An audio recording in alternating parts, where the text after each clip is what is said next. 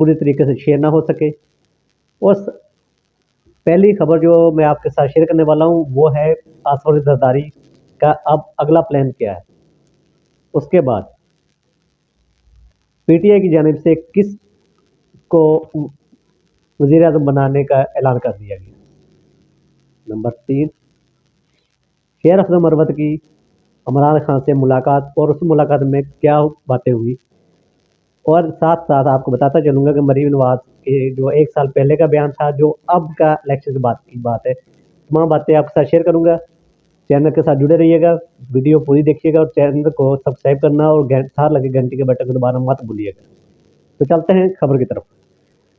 आसिफ अली जरदारी साहब ने 3 अहम वजारतें अपने पास रखने का ऐलान कर दिया कि अगर मैं नून लीग मेरे साथ चलती है तो वो ये 3 अहम ओहदे मैं अपने पास रखूँगा। बाकी वज़ीर आज़म शहबाज शरीफ साहब होंगे और वज़ीर आला पंजाब मरीम नवाज होंगे। अब वो 3 ओहदे कौन से?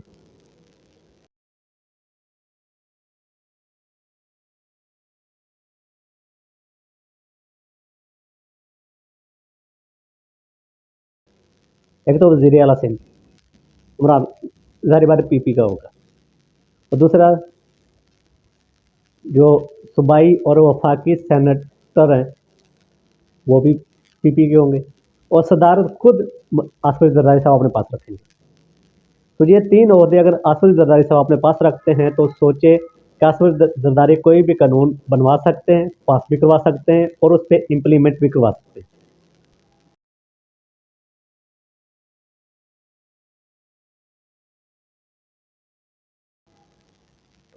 और अगर इस चीज़ को देखा जाए तो ये पीडीएम 2.0 बन गई है। और बनते ही इन्होंने जो पाकिस्तानी अवाम पे कहर डालना शुरू कर दिया, उनमें सबसे बड़ी जो कहर है वो है लोड शेडिंग। 16-16 घंटे लोड शेडिंग हो रही है पाकिस्तान में मुख्तलिफ इलाकों में, और कुछ इलाकों में 4 घंटे, कुछ में 8 घंटे, लेकिन लोड शेडिंग मुसलसल हो रही। यह पहला इकदाम पीडीएम 2 ने पाकिस्तानी अवाम पे पहला जुल्म किया। और दूसरा, अभी बिजली महंगी करनी है, पेट्रोल महंगा करना है, खाने पीने की अशिया महंगी करनी है, और इंसान और गरीब को मजीद पाकिस्तानियों से भी बदला लेना है कि पाकिस्तानियों ने वोट देकर इन्हें क्यों नहीं जितवाया, बल्कि इनकी बजाय इमरान खान को क्यों सपोर्ट की। यह बदला आवाम से लिया जाएगा। और अगर इस तरह का कोई काम होता है तो ये हुकूमत 6 माह साल इससे ज़्यादा नहीं चलने वाली। उसके फ़ौरन बाद दोबारा से इलेक्शन आएंगे और उस इलेक्शन में इमरान खान भरपूर तरीके से जीतेगा और फिर दोबारा हुकूमत पीटीआई की आएगी। ये है आसिफ अली जरदारी साहब का प्लान कि इस हुकूमत को जितनी जल्दी ख़त्म करवाया जा सके किया जाए और नून लीग को मज़ीद मुल्क में गंदा करवाया जाए ताकि ये मुल्क से निकले। और इनकी सियासत को दफनाने का ये दूसरा कदम आसिफ अली जरदारी साहब उठा चुके। अब बात करते हैं कि पीटीआई की जानिब से किस किस शख्स का नाम सामने आया।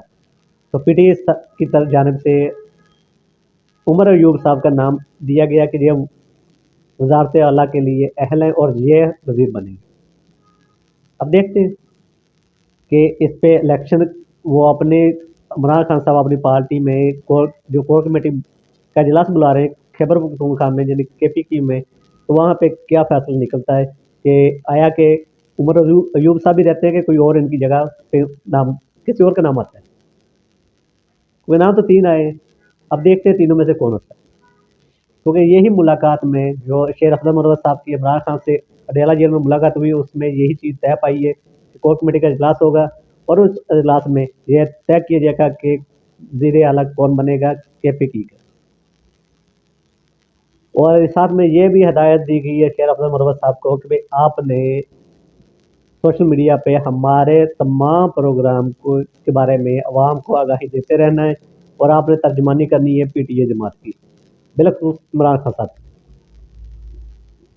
और जाते जाते आपको एक मज़ेदार कहानी सुनाता चलूँ और उसके बाद एक छोटा सा वीडियो क्लिप है, वो मैं चला दूंगा, तो आप उसे देख लीजिएगा, बाकी मज़ीद चलती रहेगी।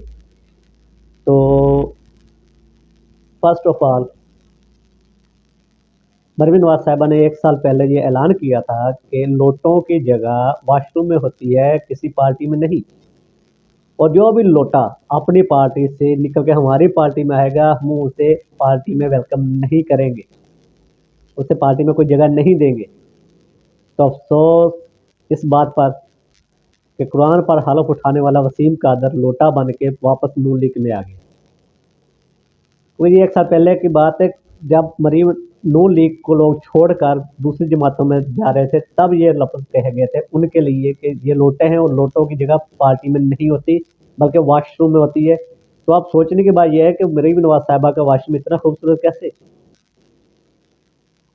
یا تو یہ واش روم نہیں ہے، یا تو ان کی نظر میں وسیم قادر لوٹا نہیں ہے، اور اگر لوٹا ہے تو پھر واش روم اتنا پیارا ہے، اور اگر ان کی نظر میں یہ لوٹا نہیں ہے تو پھر ظاہر بات ہے ڈرائنگ روم میں تصویر بنی ہے ہوگی، اور اگر یہ ویڈیو ڈرائنگ روم کی نہیں ہے تو پھر اگر واش روم کی ہے تو واش روم اتنا پیارا، پہلی مرتبہ دیکھا ہم نے کسی کا واش روم اتنا پیارا۔ یہاں پہ لوٹے کے ساتھ خود مالکن کھڑی ہے، اور ساتھ میں 2 وہ لوگ کھڑے ہیں جو کھوکھر فیملی سے تعلق رکھتے ہیں، اور ہر بار کوئی ضمانت ہو، کہیں پیسہ لگانا ہو پی ایم ایل نون نے تو وہی لگاتے ہیں، تو ان کا پیسہ لگوا دیجیے، تاکہ ان کے پاس خود بھی بہت سارا پیسہ ہے لیکن اپنا پیسہ نہیں لگاتے، یہ ان کا پیسہ لگواتے ہیں، اور بعد میں جو سیاستدان کسی کا پیسہ لگواتا ہے تو وہ بعد میں جو ٹینڈر وغیرہ ہوتے ہیں وہ انہیں کو دیے جاتے ہیں، یہ تو حقیقت ہے۔ تو ظاہر بات ہے اگر ان کو کوئی فائدہ ہے تبھی تو پیسہ لگا رہے ہیں، ادھر پیسہ لگانے کی ضرورت ہی نہیں۔ اور جاتے جاتے ایک ٹوسٹ آپ کو دیتا چلوں کہ آرمی کی جانب سے بھی ایک پارٹی، آرمی کو یہ بہرحال یہ لفظ اب کہا جا رہا ہے کہ اگر آپ کو الیکشن کا اتنا شوق ہے تو آپ اپنی پارٹی الیکشن کمیشن میں الیکشن میں اندراج کروائیں اور اس پارٹی کا نام رکھیں اکثری پارلیمانی پارٹی۔ اور یہ بات میں نہیں کہہ رہا، آپ نے ڈرامہ تو دیکھا ہوگا پری ذات، تو پری ذات میں جو پری ذات کا دوست تھا جو شاعر تھا، ان کا کہنا ہے عدیل صاحب کا، تو وہ ویڈیو کلپ میں چلانے لگا، یہ ویڈیو کلپ دیکھ لیجیے گا اور مجھے دیجیے اجازت۔ اللہ نگہبان، پاکستان زندہ باد۔ حالیہ الیکشن اور ان کے متنازع نتائج کے بعد ملک میں جو صورتحال پیدا ہو چکی ہے، اسے دیکھ کے مجھے یہی لگتا ہے کہ ہم جیسے لوگ جو یہ کہا کرتے تھے کہ فوج اور دیگر اداروں کا سیاست میں کوئی کردار نہیں ہونا چاہیے، اب وقت آ گیا ہے کہ انہیں سیاست میں باقاعدہ شمولیت اختیار کر لینی چاہیے۔ اسٹیبلشمنٹ اور دیگر ادارے کسی ایک سیاسی جماعت کو اقتدار میں لانے کے بجائے بہتر ہے کہ اپنی خود کی ایک سیاسی جماعت بنا لیں جس کا نام ہو عسکری جمہوری پارٹی، اور کسی بھی ادارے کے حاضر سروس افسر کو یہ حق حاصل ہونا چاہیے کہ وہ براہ راست انتخاب لڑ کے رکن پارلیمان بن سکے، کیونکہ اگر ایک حاضر سروس جرنیل وابڈہ چلا سکتا ہے، سپارکو کا سربراہ بن سکتا ہے، ٹیلی کمیونیکیشن سنبھال سکتا ہے، تو وہ رکن پارلیمان بن کے قانون سازی بھی کر سکتا ہے۔ کم سے کم اس طریقے سے عوام میں مینڈیٹ کے چوری ہونے کا غم و غصہ تو نہیں ہوگا۔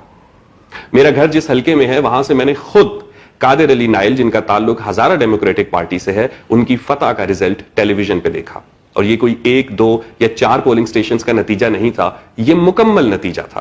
صبح اٹھا تو مجھے پتا چلا کہ وہاں سے غالباً پیپلز پارٹی کا کوئی کینڈیڈیٹ جیت چکا ہے، اور ہمارے مین سٹریم میڈیا میں بیٹھے صحافی جناب سلیم صافی صاحب نے اس چیز کو بہت سیلیبریٹ کیا کہ بلوچستان میں قوم پرستوں کو شکست ہوئی ہے، اور وہاں سے پیپلز پارٹی اور نون لیگ کو سیٹیں ملی ہیں، اور اس طرح سے بلوچستان قومی دھارے میں شامل ہو گیا ہے۔ یعنی بلوچستان کے لوگوں کا مینڈیٹ چوری کر کے، اپنے من پسند افراد کو وہاں پہ مسلط کر کے، اور آپس میں بلوچستان کی سی ایم شپ کو مال غنیمت کی طرح ڈسکس کر کے، آپ کو لگتا ہے کہ آپ بلوچستان کے لوگوں کو حق دے سکیں گے؟